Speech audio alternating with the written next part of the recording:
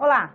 O Senado aprovou o projeto que muda o marco legal do saneamento básico. Nós vamos conversar sobre o assunto com o senador Roberto Rocha, do PSDB do Maranhão, relator da matéria. Seja bem-vindo, senador. Obrigado. Senador, o projeto é do senador Tasso Gereissati, mas ele já é resultado de uma longa negociação, né? O Congresso Nacional já está debruçado sobre o tema há bastante tempo. Foram 2 medidas provisórias, mas mesmo assim ele ainda não foi o resultado de um consenso, né? Definitivo, assim. Quase um consenso, né? Mas é importante porque o consenso nasce do dissenso, a convergência da divergência. É importante que elas apareçam para poder ter uma melhor compreensão. É uma matéria que já vem sendo discutida, como você disse, há muito tempo no Congresso brasileiro.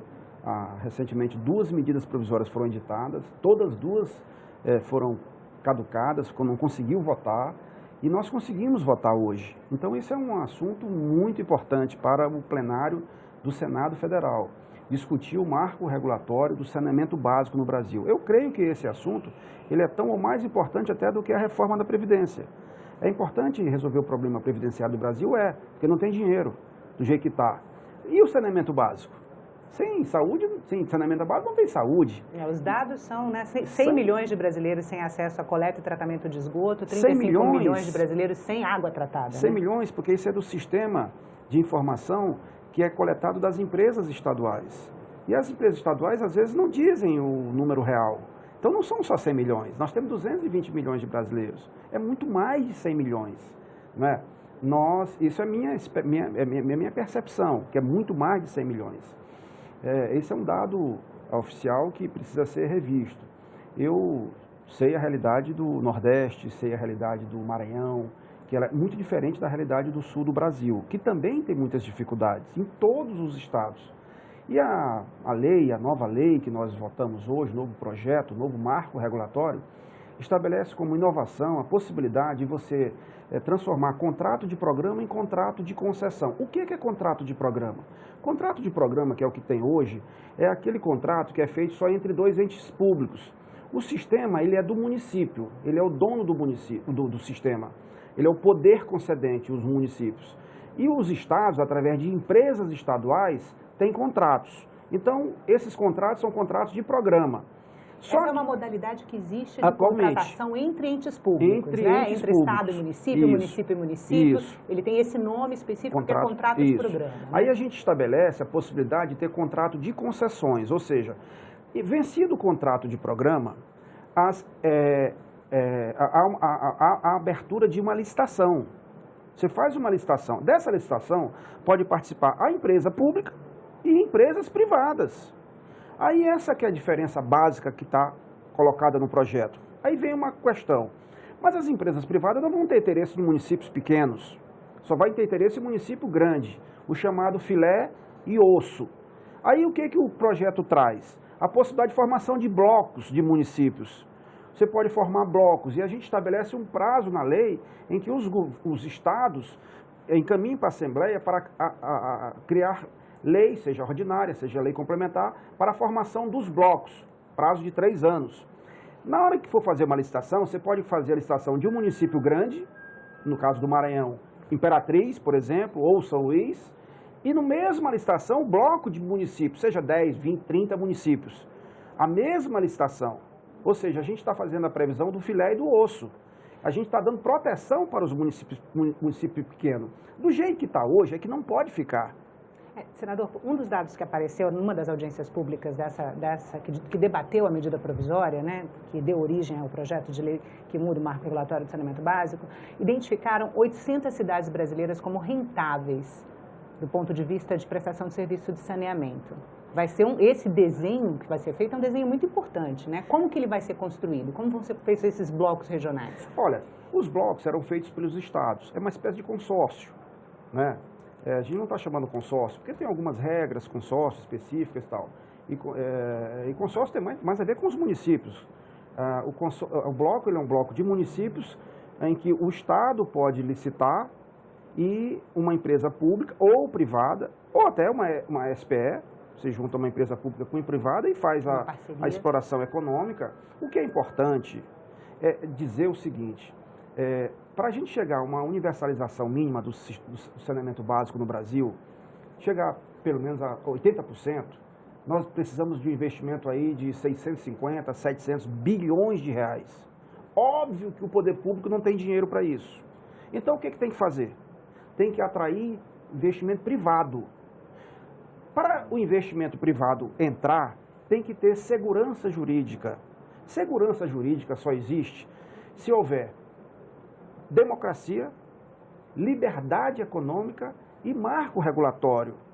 Há interesse do capital privado, por exemplo, em investir no pré-sal, capital do mundo. Porque tem marco regulatório, tem agência, inclusive, de regulação.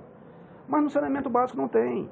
A gente não sabe quando termina a competência do município, começa o Estado, entra a União. A gente não sabe o que o privado pode fazer. Então, nós estamos disciplinando isso, criando um ambiente melhor, favorável aos negócios.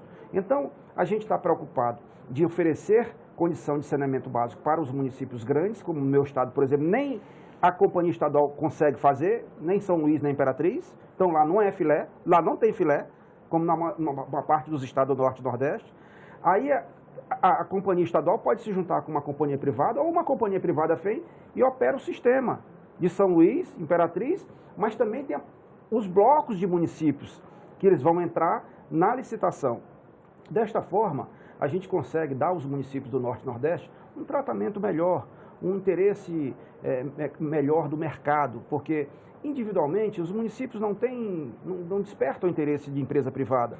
Mas na hora que eles se juntam em bloco, é claro que gera uma economia de escala e gera, sim, interesse econômico. E o dado que está aí é o seguinte: hoje tem 6% de municípios no Brasil administrados por empresas privadas.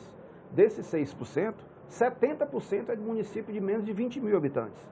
Então, é claro que os municípios pequenos, eles também podem ser rentáveis, desde quando se, no caso do Norte e Nordeste, crie uma economia de escala.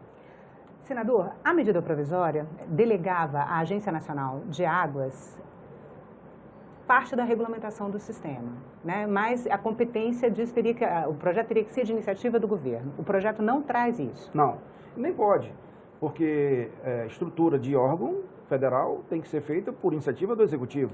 Mas havia expectativa de que essas normas que a ANA editaria também trariam segurança para o ambiente de negócios, né? Sim, sim. É evidente que nesse projeto que a gente está falando é de iniciativa parlamentar. Foi o senador Tasso Gereissati que apresentou, transformou o parecer dele na medida provisória que caducou num projeto de lei. E, como tal, ele não pode tratar de assuntos que é de competência do Executivo. E eu tirei no meu relatório. Mas não fica faltando, então? Fica, mas aí o Executivo vai concluir.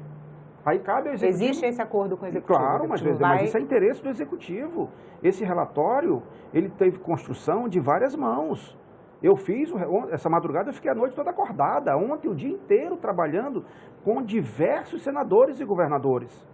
Hoje eles estavam ligando, agradecendo e cumprimentando. E prefeitos? Prefeitos também, ué. Prefeitos também. Ora, o município é que é o dono do sistema, entendeu? Agora, os municípios estão dando condição de pagar folha de pagamento, de atender seu custeio básico. Imagina fazer saneamento básico, não tem dinheiro, tem que vir dinheiro de algum lugar. De onde é que vem? Vem do capital privado. Como? Se despertar interesse. E como é que desperta interesse? Se a gente oferecer segurança jurídica. Senador, o senhor diz no relatório que mudam principalmente 3 questões do marco legal, né? A titularidade, a regulação e a delegação dos serviços. Não é isso? Em relação à titularidade, o que eu gostaria muito de entender é, na medida em que se criam blocos regionais, né? Como que um município vai escolher qual é o prestador de serviço? Vai ter que haver consenso sempre construído nesse bloco para contratar o serviço? Claro, como eu disse, ó, o poder concedente é o município. Mas aí vira um bloco de municípios? Deixa claro, de ser um município só, não é? É evidente. O governador, ele vai ter a tarefa de conversar com os prefeitos e criar as micro-regiões. O governador ou a Assembleia Legislativa? O governador, ele que manda o projeto de lei. O Estado... Ele vai mandar um projeto de lei para a Assembleia Legislativa que vai ratificar o desenho desses... Que vai criar os blocos por lei. Cria os blocos por lei para estabelecer segurança. Estabelecer segurança jurídica, entende? Uhum. Senão o capital privado não entra. Você não vai botar seu dinheiro onde você não tem confiança. Entendeu? Então a gente está fazendo a previsão de que a formação do bloco, ela deve ser feita num prazo de até 3 anos, por lei estadual. Entende? Isso gera confiança no mercado, gera confiança nas pessoas de investir. Senador, muito obrigada pela entrevista. A gente conversou com o senador Roberto Rocha, do PSDB do Maranhão, sobre o novo marco legal do saneamento básico no país. Se você quiser rever essa entrevista, assistir a outros programas da TV Senado, vai no nosso site, senado.leg.br/TV ou ao canal da TV Senado no YouTube. E se você quiser mandar uma crítica ou sugestão, liga pra gente. O telefone é 0800 61 22 11 e a ligação é gratuita. Obrigada pela atenção e até a próxima.